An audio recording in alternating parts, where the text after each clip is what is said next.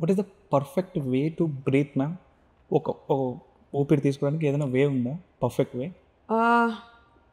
Training అక్కర్లేదండి. ఒక చిన్న బేబీని చూడండి, అలా బ్రీత్ చేయండి, యు ఆర్ డన్.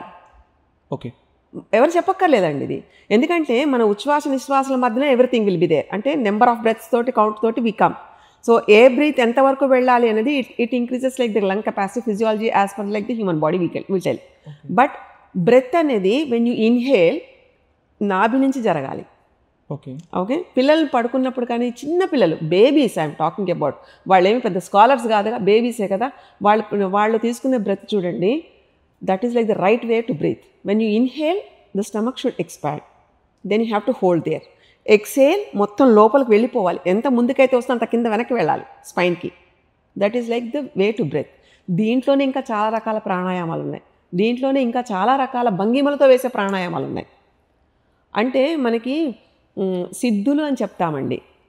వీటితోటి అంటే ఈ బ్రెత్ని స్ట్రీమ్లైన్ చేయడంతో, అంటే ఈ రిథమ్ మెయింటైన్ చేయడం ద్వారా అష్టసిద్ధులు మనతోనే ఉంటాయి.